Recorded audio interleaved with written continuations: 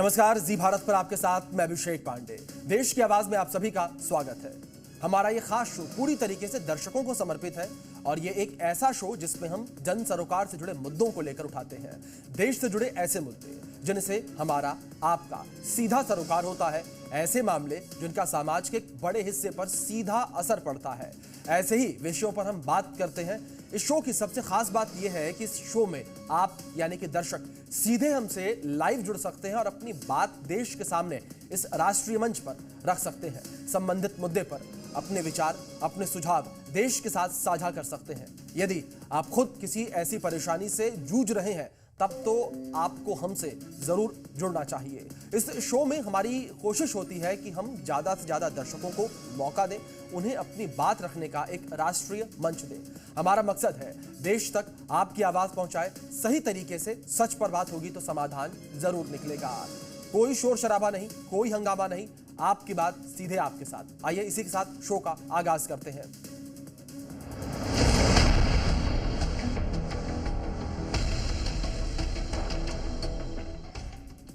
सड़क से लेकर संसद तक एक ही मुद्दा गरमाया हुआ है और वो है जगह जगह एक ही बात। आखिर दिल्ली कोचिंग हादसे का जिम्मेदार कौन है? कौन कौन लोग हैं? किनकी लापरवाही की वजह से 3 छात्रों की मौत हुई है और दिल्ली के राजेंद्र नगर इलाके में कोचिंग हादसे के बाद से ही छात्रों का प्रदर्शन जारी है। छात्रों में जबरदस्त नाराजगी है। प्रदर्शनकारी युवा एमसीडी और कोचिंग सेंटर के खिलाफ नारेबाजी कर रहे हैं।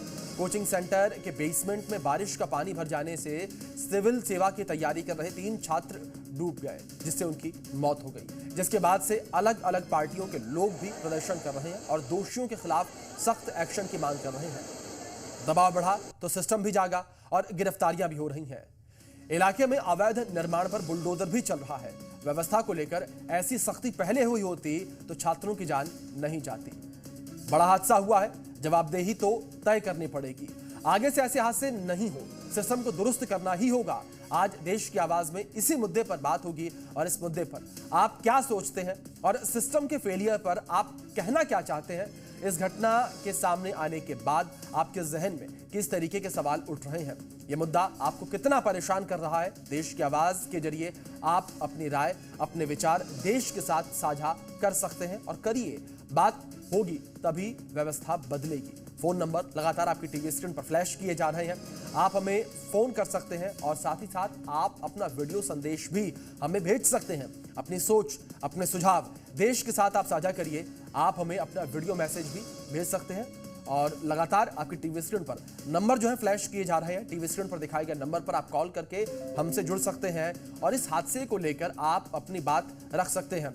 हमारे साथ एक खास मेहमान भी जुड़ रहे हैं और उनसे हम इस विषय पर चर्चा करेंगे, बातचीत करेंगे। हमारे साथ नंद गोपाल सीनियर ब्यूरोक्रेट्स जी जुड़े हुए हैं और बहुत स्वागत है नंद गोपाल जी आपका जी भारत पर। सर, सबसे पहला सवाल आपसे यहां यही रहेगा, जिस तरीके से घटना निकलकर सामने आई, पहला रिएक्शन आपका किस तरीके से होगा? क्योंकि पहले भी कई बार देखने को मिला कि इस तरीके की घटनाएं सामने आई हैं और इस तरीके के सिस्टम फेलियर देखने को मिला और प्रशासन तभी जागता है जब बड़ा हादसा हो जाता है। सबसे बड़ी बात तो यह है कि कोचिंग सेंटर्स भी जो दिल्ली और कुछ स्पेसिफिक जगह पे आजकल फैले हुए हैं, वो रेजिडेंशियल एरिया में ही क्यों खोले जा रहे हैं? रेजिडेंशियल एरिया में क्योंकि इन्हें एक सस्ती और कम रेंट पे एक जगह मिल जाती है, जिससे ये लोग ऐसी जगह पे जाते हैं जो अन्यथा दिल्ली में भी बहुत कमर्शियल एरियाज है। या दूसरी बात मैं ये कहना चाहूंगा कि जितने कोचिंग हब्स हैं या कोचिंग इंस्टीट्यूट्स हैं, ये किसी कॉमर्शियल एरिया में जाके जाए, बनाए अपने इंस्टीट्यूट्स को, क्योंकि बच्चों से बड़ी लंबी चौड़ी फीस लेते हैं। अखबार में आप देखेंगे तो एक फुल पेज का ऐड हर अखबार में इन इंस्टीट्यूट की तरफ से कम 4 या 5 डेली के आपके एडवर्टीजमेंट मिलते हैं।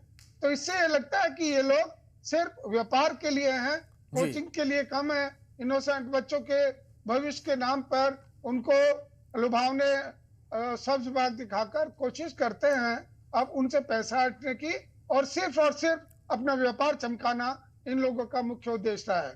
यह क्यों एक ही जगह राजेंद्र नगर में, किंग्स कैंप में, नेहरू नगर में, उन बस्तियों में जहाँ की नेहरू नगर या कैंप में आप जहाँ अभी मीडिया ने बताया है जैसे एमसीडी ने कार्रवाई की है, उन कॉलोनीज में रेजिडेंशियल रहने लायक वो जगह नहीं है, और उनमें भी बेसमेंट में जाके आप यदि 500 या 700 लोगों की क्लासेस लेंगे तो आपके खिलाफ एक्शन तो बनता है। सरकार को जागना चाहिए, और ये एक बहुत बड़ा बलिदान है।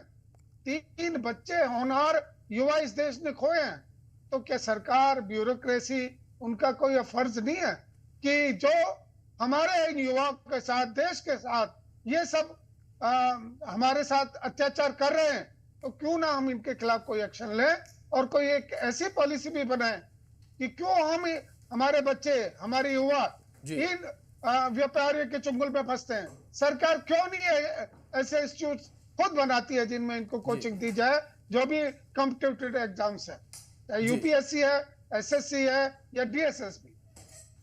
जी बिल्कुल सर, जिस तरीके से आप तमाम बातें कह रहे हैं कहीं ना कहीं एक चर्चा का विषय है, और कहीं ना कहीं एक बड़ा क्वेश्चन मार्क भी खड़ा करता है ये। लेकिन नंद गोपाल जी, आप किस तरीके से इस पूरे मामले को देखते हैं?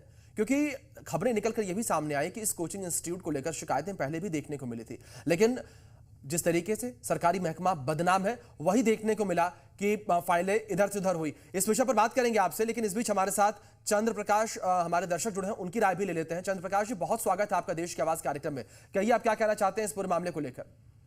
मैं ये कहना चाहता हूँ कि नंद गोपाल जी जो राय दे रहे हैं वो काबिले तारीफ है, और सरकार को चाहिए कि आम नागरिक का बच्चा जब वो ब्यूरोक्रेट बनने की चेष्टा करता है तो उसको सरकार की तरफ से ही बेनिफिट मिलना चाहिए, सरकार की तरफ से ही उनको कोचिंग मिलनी चाहिए, एक बात।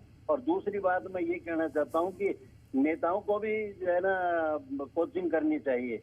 प्रियंका वाड्रा ये कहती है कि भगवान राम को 13 साल का वनवास हुआ था, और आज उनके भाई ने क्या बयान दिया, ये भी सोचने की बिल्कुल चंद्र प्रकाश जी, जाहिर तौर पर कार्रवाई इस पर होनी चाहिए पूरे मामले पर। इस बीच हमारे साथ हमारे दर्शक कानपुर से गिरीश जुड़ गए हैं, उनका रुख कर लेते हैं। गिरीश जी, बहुत स्वागत है आपका देश की आवाज कार्यक्रम में। कहिए, आप इस पूरे मुद्दे को लेकर क्या कहना चाहते हैं? इस केस में केंद्र सरकार और गवर्नर पूरी तरह जिम्मेदार है, क्योंकि जो दिल्ली की सरकार है वो पूर्ण राज्य का दर्जा नहीं उसको प्राप्त है, उसके बाद सारे अधिकार नहीं है जी। और पिछले साल 2 साल से ये सरकार को काम भी। बिल्कुल गिरीश जी, जिम्मेदारी तय करना बड़ा जरूरी है। बहुत शुक्रिया जुड़ने के लिए। अशोक अहमदाबाद से हमारे दर्शक जुड़े, उनका रुख करेंगे।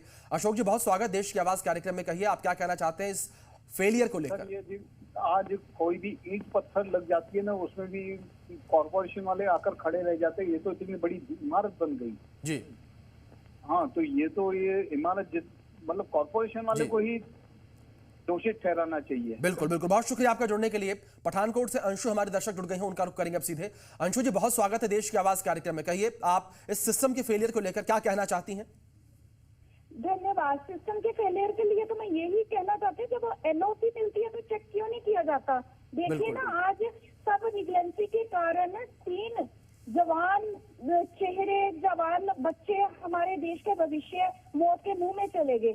ये कोचिंग सेंटर वाले इतनी मोटी मोटी फीस लेते हैं, तो जब इनकी बिल्डिंग का जो इनॉग्रेशन होता है, जो भी पास आउट प्रोसीजर होता है, तो ये सिस्टम क्यों नहीं देखता? ये सिस्टम का पूरा फेलियर है। इसका मतलब सिस्टम इनके साथ इन्वॉल्व है इन चीजों के लिए। और ये तो उनके घर वालों को पूछो ना, जिनको घाटा पड़ा इन चीजों का। सिस्टम तो अपनी जगह सही है, उसने अपनी अच्छी बातें बता देनी, अपने आप को सेव कर लेना किसी ना किसी तरीके से। और मैं तो कहती हूँ कि ये जो आप शो चला रहे हैं बहुत अच्छा है। ऐसे मुद्दों पे आप, मैं तो कहती हूँ थोड़ा क्या, आप दिन में 2-4 बार चर्चा करें, ताकि हमारा जो देश है अवेयर हो, हमारे भारतवासी थोड़े। बिल्कुल बिल्कुल अंशु जी, बहुत शुक्रिया आपका जुड़ने के लिए, अपनी राय रखने के लिए। नंद गोपाल जी, सीनियर ब्यूरोक्रेट्स लगातार हमारे साथ जुड़े हुए हैं मेहमान। नंद गोपाल जी, आपका रुख करूंगा। सवाल यहाँ पर रही, जिस तरीके से मैंने आपसे पूछा, सरकारी विभाग जिस चीज के लिए बदनाम है, फाइलें इधर से उधर होती है, इसको लेकर क्या कहेंगे आप? क्योंकि इस मामले में भी ऐसा ही कुछ देखने को मिला। निसंदेह दिल्ली में एमसीडी विभाग के बारे में बहुत अच्छी इमेज नहीं है। उनके बारे में बहुत सी चीजें सुनी जाती हैं। हर आदमी इस शहर में रहता है, जो भी उसे पता है कि एमसीडी का क्या काम है और उसकी किस तरीके से उनकी कार्य प्रणाली है। लेकिन मैं इस जो बिल्डिंग की, विशेष बिल्डिंग की बात है, इसमें कंप्लीशन सर्टिफिकेट लिया गया, उसमें बेसमेंट दिखाई गई, और बेसमेंट में उन्हें स्टोरेज करना चाहिए था, या उन्होंने किसी ऐसे काम के लिए यूज करना चाहिए जिसमें केवल सामान रखने के लिए वो बेसमेंट का यूज, उनको वहां कंप्लीशन सर्टिफिकेट दिया गया है। तो किस अधिकार से किस राइट से मतलब कोचिंग नंदगोपाल जी, इंस्टीट्यूट के मालिक ने सिस्टम की खामी इसके अंदर साफ तौर पर मानी जाए, जिस तरीके से आप भी जिक्र कर रहे हैं। इस बीच हमारे एक दर्शक जुड़े, उनका रुख भी करता हूं, मैं आपके पास लौटूंगा। मुकेश दिल्ली से जुड़े हैं हमारे दर्शक। मुकेश जी, बहुत स्वागत देश की आवाज कार्यक्रम में। कहिए, आप इस पूरे विषय को लेकर क्या कहना चाहते हैं?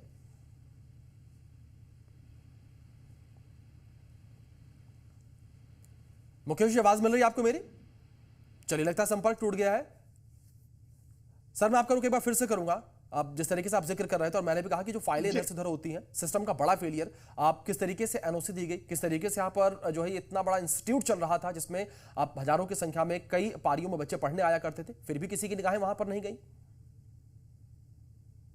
आज ही मैंने मीडिया में देखा है कि एक स्टूडेंट जो वहां स्टडी कर रहा था, उन्होंने बताया है कि इनके जो स्टूडेंट्स की संख्या है उत्तर प्रदेश की एक फेमस यूनिवर्सिटी के जो कैंपस फैला बहुत बड़े एरिया में कैंपस फैला हुआ है, उससे भी ज्यादा स्टूडेंट इनके यहाँ कोचिंग ले रहे हैं। लेकिन जहां तक इनकी बात है, इन्हें वाकई, क्योंकि ये प्रचार पे ज्यादा ध्यान देते हैं, अपनी कमाई पे ज्यादा ध्यान देते हैं, पढ़ाई तो ये कितना कराते हैं नहीं कराते हैं, लेकिन इनको ये जरूर सोचना चाहिए कि जो देश का भविष्य आपके यहाँ कोचिंग लेने आ रहा है, उसके लिए हम प्रॉपर कोई जगह तो ले लें, कॉमर्शियल एरिया में ले लें, ओपन एरिया में ले लें। आपने कंप्लीशन लिया, बिल्कुल, मतलब नंदगोपाल, जिस तरीके से आप जिक्र कर रहे हैं, जो सुविधाएं बच्चों को मिलनी चाहिए ठीक तरीके से, प्रॉपर तरीके से, वो जरूर मिले।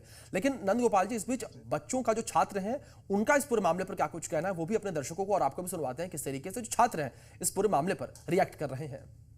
प्रदर्शन कर रहे हैं, आप लोग यहाँ पर लगातार प्रदर्शन कर रहे हैं, शांतिपूर्वक प्रदर्शन कर रहे हैं, क्या कहना चाहते हैं? एक तरफ बुलडोजर कार्रवाई हो रही है, सफिशिएंट लगता है आप लोगों को?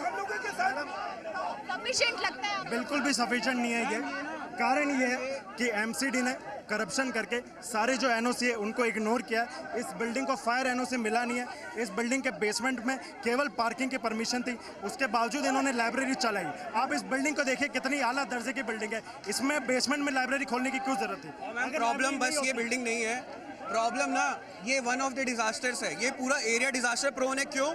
क्योंकि यहाँ पे पीजी जो खुले हुए हैं ना, उसमें फायर एग्जिट नहीं है। 5-5 फ्लोर के पीजी हैं, हजारों रुपए किराया वसूला जाता है। अरे किराया आप छोड़ो, किराया दे देंगे, सेफ्टी कहाँ है, जिंदगी कहाँ है? अभी तो यहाँ 3 बच्चे मर गए, पीजी में आग लगे तो क्या होगा, आप ये सोचो। एक बार ऑलरेडी सेफ्टी लैब्स हो चुका है, पटेल के अंदर एक बच्चे की मौत हो गई थी। अभी भी यहाँ पर गेट्स के अंदर अभी भी यहाँ पर पोल्स है जिसके अंदर नंगी तार है, जिसके अंदर कोई इंसुलेशन वायरिंग नहीं है, किसी को भी करंट लग सकते हैं। तो आपने सुना किस तरीके से जो छात्र हैं वो भी आक्रोशित नजर आ रहे हैं इस घटना के बाद से। इस बीच हैदराबाद से आकाश हमारे दर्शक जुड़े, उनका रुख करेंगे सीधे। बहुत स्वागत है आपका देश के आवाज कार्यक्रम में। कहिए, आप क्या कहना चाहते हैं पूरे मामले को लेकर? जी, हमको ये छात्रों के बारे में नहीं बोल रहा हूँ मैं, हमको ये है कि जो ट्रेन में आकाश आजादी बात छात्रों को लेकर हो रही है। बहुत शुक्रिया, फिर किसी दिन इस मंच पर आपका स्वागत करेंगे। राकेश नोएडा से हमारे दर्शक जुड़े हैं, उनका रुख करते हैं। राकेश जी, बहुत स्वागत देश की आवाज कार्यक्रम में। कहिए, क्या कहना चाहते हैं सिस्टम के फेलियर को लेकर आप? जितने भी कोचिंग इंस्टीट्यूट है, इनको रेजिडेंशियल एरिया में अलाउ नहीं करना चाहिए। जैसे और कॉलेजेस वगैरह खुलते हैं सेपरेट जगह पे, इनको सेपरेट जगह दी जाए और वहीं पर अलाउ किया जाए। बिल्कुल बिल्कुल बिल्कुल। बहुत शुक्रिया आपका जुड़ने के लिए। दिल्ली से मुकेश हमारे दर्शक जुड़े हैं, उनका रुख करेंगे। बहुत स्वागत मुकेश जी, कहिए क्या कहना चाहते हैं इस पूरे मामले को लेकर आप? सर, मैं ये कहना चाहता हूँ, ये जो बेसमेंट में कोचिंग सेंटर खुल जाते हैं, इसकी जानकारी एमसीडी को होती है, ये बेसमेंट में बन जाते हैं, बगैर एमसीडी और पुलिस की जानकारी के बगैर बनते नहीं। ऐसे तो हादसे रोज होते ही रहेंगे, इनको कैसे रोकेंगे? जी, चलिए, बहुत शुक्रिया आपका जुड़ने के लिए, बात रखने के लिए अपनी मंच पर। नंदगोपाल जी, सीनियर ब्यूरोक्रेट्स लगातार हमारे साथ जुड़े हुए हैं, खास मेहमान, उनका रुख एक बार फिर से करेंगे। नंदगोपाल जी, आपका रुख मैं फिर से करूंगा। जिस तरीके से हम सिस्टम के फेलियर को लेकर बात कर रहे हैं नंदगोपाल जी, क्या यहाँ पर आप बच्चों और अभिभावकों की भी गलती थोड़ी बहुत मानते हैं? क्योंकि हादसा होने के बाद ही हम लोग जागते हैं। जो विरोध प्रदर्शन अब देखने को मिल रहा है, शायद ये विरोध इसका आधा या इसका 10% भी पहले देखने को मिलता, तो शायद जो खामियां हैं वो खत्म हो गई होती। जहां तक मेरी राय है, बच्चों या अभिभावकों की कोई गलती नहीं है जी। तो उसमें दो बातें हैं। एक तो सरकार के पास ऐसे कोई इंस्टीट्यूट नहीं है जो बच्चों को वो उस तरीके से तैयारी के लिए, जहां आपने कॉलेज में पास आउट किया, स्कूल में पास आउट किया, तो ऐसे स्कूल या कॉलेज में ऐसी क्लासेस दी जाए जिसमें ये तैयारी की जा सके कि वो बच्चे आज आगे कंपटीशन में बैठेंगे। दिल्ली में एक उदाहरण है, आपने शायद सुना होगा, जामिया मिलिया इस्लामिया एक ऐसी यूनिवर्सिटी है जो बच्चों को यूपीएससी के लिए तैयारी कराती है और पिछले 7-8 साल से उनके रिजल्ट्स भी बहुत बेहतर आ रहे हैं। तो क्यों नहीं, दिल्ली यूनिवर्सिटी है या और गुरु गोविंद सिंह यूनिवर्सिटी है, तो वो लोग ऐसे इंतजाम क्यों नहीं करते हैं? रही दूसरी बात, अभिभावकों को ये जो कोचिंग इंस्टीट्यूट्स के शहंशाह बैठे हुए हैं ना सर, ये बहुत चालाक लोग हैं। ये क्या करते हैं, जो बच्चे इनके यहाँ से क्वालिफाई कर गए वो तो ठीक है, बाकी और जो ऑर्डिनरी लोग हैं, जो बच्चे अपनी मेहनत से हैं, उनको बुला के और अपने स्टूडेंट दिखा के सबक दिखाए जाते हैं। उन बच्चों को जिन्हें यूपीएससी क्लियर करना है, उन्हें यह बताया जाता है कि हमारे यहाँ से इतने बच्चे क्लियर करते हैं, हमारे यहाँ से हमारे यूपीएससी में इतने परसेंटेज बच्चे पास आउट करते हैं, आप 2.5 लाख रुपए दो, 3 लाख रुपए दो। बिल्कुल नंदगोपाल जी, पूरी जो समस्या है सिस्टम ही कह सकते हैं एक तरीके से खोखला है, जिस वजह से हादसा हुआ है। बने रहे आप हमारे साथ। इस बीच आप हमारे साथ दिल्ली से हमारे दर्शक अनिल जुड़े हैं, उनका रुख कर लेते हैं। बहुत स्वागत आपका अनिल जी, देश की आवाज कार्यक्रम में। कहिए आप क्या कहना चाहते हैं इस पूरे मामले को लेकर, क्या राय है आपकी?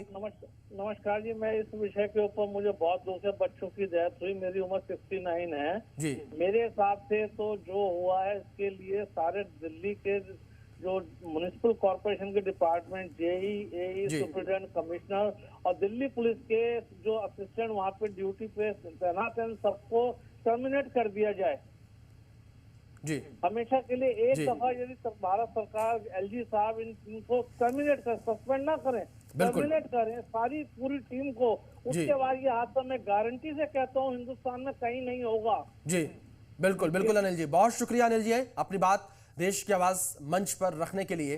तो लगातार हमारे तमाम दर्शक हमारे साथ जुड़ रहे हैं, आप भी हमारे साथ जुड़ सकते हैं इस विषय पर। आपकी राय क्या है, वो राय आप इस फोन कॉल के जरिए रख सकते हैं। लगातार आपकी टीवी स्क्रीन पर नंबर फ्लैश किए जा रहे हैं, आप अपना वीडियो संदेश भी हमें भेज सकते हैं इस मुद्दे पर। वो वीडियो संदेश हम देश की आवाज कार्यक्रम में चलाएंगे, पूरा देश वो वीडियो संदेश देखेगा। और दर्शकों से छोटी अपील यही कि आप जब हमें कॉल करें तो अपने टीवी सेट के वॉल्यूम को आप कम रखें या फिर म्यूट रखें, ताकि आपकी आवाज हम तक क्लियर पहुंच सके और हमारी आवाज आप तक क्लियर पहुंच सके।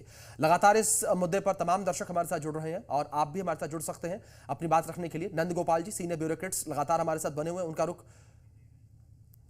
उनका रुख हम करेंगे, उनसे भी बातचीत करेंगे हम कि किस तरीके से ये पूरा मामला, पूरा विषय। नंदगोपाल जी, रुख मैं आपका एक बार फिर से करना चाहूंगा, और जिस तरीके से हम सिस्टम फेलियर को लेकर बात कर रहे थे कि क्या आप जिस तरीके से इस वक्त आम आदमी पार्टी और बीजेपी को हम आमने सामने देख रहे हैं इस पूरे मामले पर, क्या जवाबदेही तय नहीं होनी चाहिए? क्योंकि बीजेपी आम आदमी पार्टी पर आरोप लगा रही है, तो आपका आरोप बीजेपी पर है। यही हमारे देश का दुर्भाग्य है जी, जितने भी पॉलिटिकल पार्टीज है वो एक दूसरे पे गलतियां थोपने की कोशिश करते हैं, उनकी गलतियां निकालने की कोशिश करते हैं, लेकिन ये नहीं सोचते कि आज क्या 1 साल पहले एमसीडी में कौन लोग थे, या दिल्ली सरकार में 10 साल पहले, 12 साल पहले कौन लोग थे। ये इंस्टीट्यूट आज का नहीं बना है, ये बहुत पुराने समय से बना हुआ है जी। सबका शेल्टर होता है, सबको जो इनके मालिक है उनको सबका आशीर्वाद होता है, अन्यथा रेजिडेंशियल एरिया में इतना बड़ा इंस्टीट्यूट कोई नहीं बना सकता। एक दूसरे पे जिम्मेदारी थोपने के बजाय खुद अपने अंदर झांक के देखें कि हम शहर के लिए, अपने एरिया के लिए, अपने क्षेत्र के लिए क्या कर रहे हैं। ईमानदारी से देखें, आगे जाके भगवान भी देख रहे हैं। आपको राजनीति नहीं करनी चाहिए। 3 होनहार बच्चों की डेथ हुई है और उसमें अभी एक बिल्कुल नंदगोपाल जी, इस पूरे मामले पर राजनीति बिल्कुल भी नहीं होनी चाहिए, जवाबदेही बिल्कुल तय होनी चाहिए। विनायक दिल्ली से हमारे दर्शक जुड़ गए हैं, उनका रुख भी कर लेते हैं हम इस बीच। आप विनायक जी, बहुत स्वागत है देश की आवाज कार्यक्रम में। कहिए आप क्या कहना चाहते हैं इस पूरे मामले पर? मैं ये कहना चाहता हूँ कि यहाँ पे हमारे यहाँ पीतमपुरा में हजारों बेसमेंट बन रहे हैं, जिनके अंदर कोचिंग काम चल रहे हैं। एमसीडी हर लेंटर पे पैसे ले जाती है, कब सिस्टम रुकेगा हमारे देश में? ऐसे तो रोज ही हादसे बढ़ते रहेंगे। पानी आता रहता है बेसमेंटों में, कईयों में दिन चल रहे हैं, वहाँ उनमें पानी भर जाता है। अगर बेसमेंट इन चीजों के लिए अलाउड है क्या?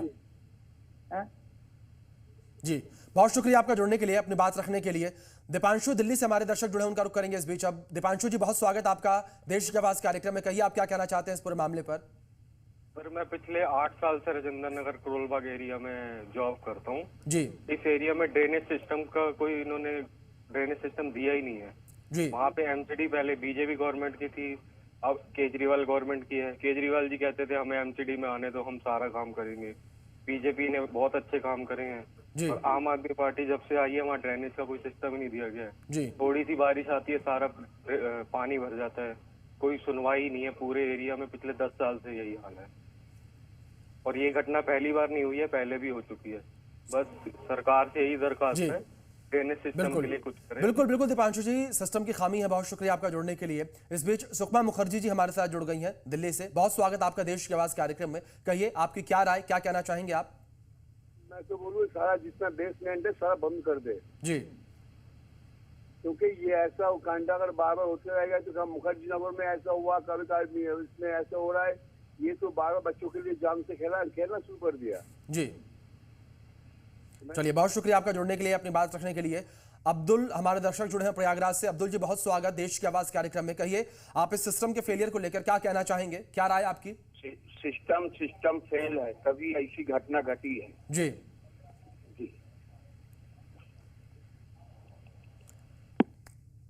चलिए अब्दुल जी, सिस्टम फेलियर, बहुत शुक्रिया आपका जुड़ने के लिए, बात रखने के लिए। नंद गोपाल जी लगातार हमारे साथ बने हुए हैं। नंद गोपाल जी का भी रुख कर लेते हैं। नंद गोपाल जी, एक बार फिर से मैं आपका रुख करना चाहूंगा। और जिस तरीके से तमाम हमारे कॉलर जुड़ रहे हैं हमारे साथ, और सबका एक लगातार यही कहना है सिस्टम फेलियर, और इस सिस्टम फेलियर की वजह से 3 बच्चों की जान चली गई। क्या कहेंगे इस पर आप? किस तरीके से ये सिस्टम खोखला होता चला जा रहा है? क्योंकि अगर बात करें पता होने को लेकर, तो अधिकारियों को पता होता है लेकिन उसके बाद भी कार्रवाई नहीं होती। आज जैसे इस घटना के बाद राज्यसभा में भी चर्चा हुई जी। देश के उपराष्ट्रपति माननीय धनखड़ साहब, जो कि सभापति भी है राज्यसभा के जी, उन्होंने भी जो बात मैंने कही है, उन्होंने भी यही कहा है कि जितने भी इंस्टीट्यूट के ऑनर्स हैं फुल पेज का एड देते हैं हर अखबार में। इट मींस ये बहुत बड़ा बिजनेस और व्यवसाय बन गया। सरकार को एक पॉलिसी बनानी होगी कि जो भी इंस्टीट्यूट हैं, कोचिंग सेंटर्स हैं, ये रेजिडेंशियल एरिया में या भीड़ भाड़ वाले एरिया में बिल्कुल नहीं चल सकते हैं। इन्हें नरेला भेजा जाए, इन्हें द्वारका भेजा जाए, इन्हें नजफगढ़ भेजा जाए, इन्हें प्रॉपर जमीन दी जाए और इनसे कहा जाए आप यहाँ प्रॉपर जगह बनाइए और बच्चों को वहाँ कोचिंग दीजिए। नंद गोपाल जी, आपकी बात का मतलब यही है कि एक प्रॉपर सिस्टम तैयार किया जाए और प्रॉपर एक जगह डिसाइड की जाए। आपका रुख करूंगा फिर से मैं। सूरज रायबरेली से हमारे दर्शक जुड़ गए हैं, एक बार उनका रुख भी करते हैं। सूरज, कहिए क्या कहना चाहेंगे आप देश की आवाज कार्यक्रम में इस विषय को लेकर?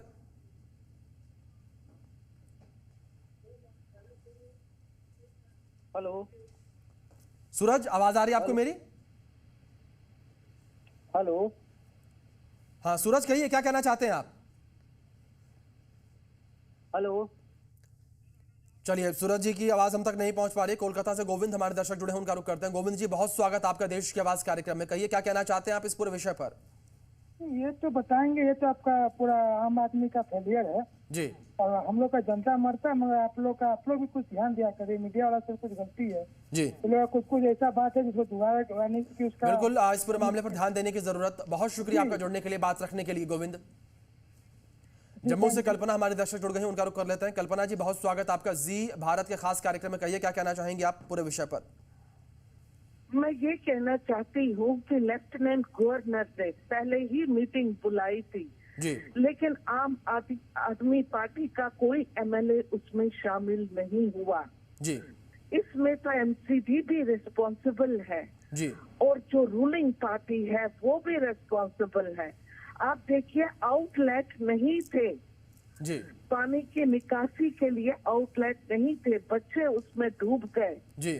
तो कौन जिम्मेदार है? ये सरकार की नेग्लिजेंस है। पहले ही मॉनसून सेशन से पहले ही। बिल्कुल कल्पना जी, बिल्कुल बड़ा सवाल है ये कि आखिर इन 3 मौतों का जिम्मेदार कौन है। बहुत शुक्रिया आपका जुड़ने के लिए, अपनी बात रखने के लिए। साथ ही साथ नंद गोपाल जी, आपका भी बहुत शुक्रिया, आपने अपना कीमती वक्त जी भारत को दिया और इस अहम मुद्दे पर आपने बातचीत की। इसी के साथ आज देश की आवाज कार्यक्रम में इतना ही। कल फिर से इसी समय हाजिर होंगे आपके बीच एक नए मुद्दे के साथ। आपसे बातचीत होगी। फिलहाल के लिए धन्यवाद।